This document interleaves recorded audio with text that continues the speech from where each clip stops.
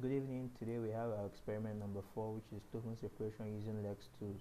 And from the name LEX, you can infer lexical analysis. And we've seen the first experiment where we used a normal program, okay, to do lexical analysis. Okay, you can see that it was a bit difficult when we did at that point, but LEX makes it very easy. Okay, now LEX has a general format. Okay, the general format of LEX includes the first thing is definitions. You define the basic, you define all the tokens, okay, everything you want to use.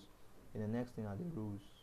Okay, so the first thing is definitions, the syntax, the keywords, and everything that will be defined first. Then the rules are the second thing. After the rules, you have the user subroutines, which are basically your own user programs. Okay, the rules are basically what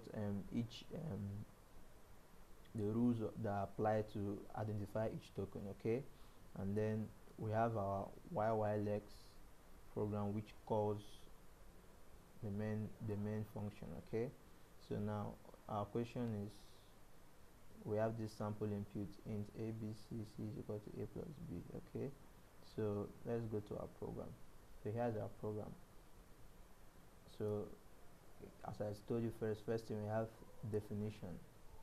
Okay, so here's the definition first of all. So we have an int count is equal to 0. Okay, then we have the definition of digits. Digits is from 0 to 9. Letter is from a to z.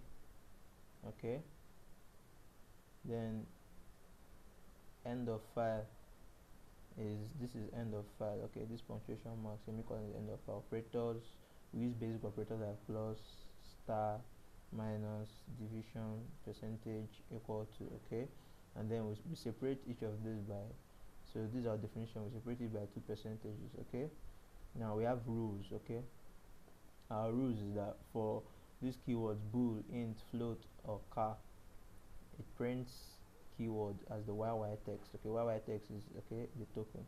Okay, and for letter, and for this format, letter digits.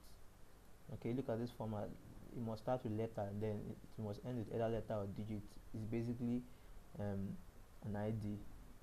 You know that, right? So the format of an ID never starts with digits. You can start with letter and end with either letter or digit. So this format, it prints it as an ID. Okay, and then increments the count.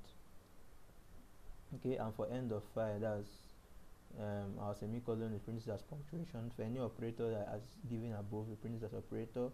And for digits that ends with digits is basically number. Okay, anything that starts with digits and ends with digits is basically a number. Okay, so it says a number. So in the main, we call our file, there's a pointer to our file f1. Okay, and when f1 is equal to f open sample.c, which is where our code is saved, our C code is saved. Okay, and then we have yyn is f1. Okay, then yylex calls this program. Okay, return 1, and wrap wraps everything up. So this program is basically easy. So now there's a problem, sorry, there's a little problem. Then this has a very long process of running. Okay, so I think this is lex dot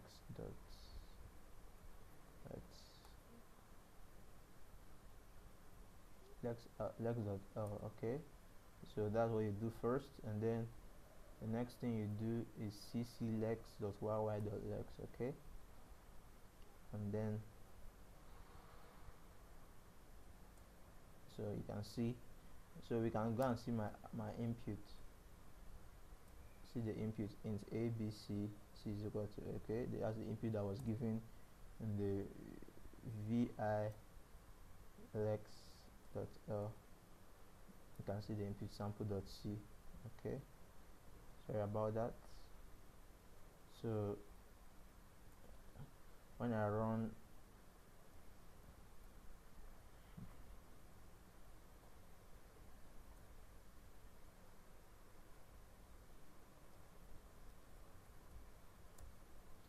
you can see everything. It gives the keyword int. Okay, id a, id b, id c, punctuation for operator, equal to, and everything. So you can see that this enables lexical analysis to be very far easier for us. Okay, yeah, and then just like the LEX helps in lexical analysis, the YAC also helps in the next analysis, the syntax analysis. Okay, thank you for joining.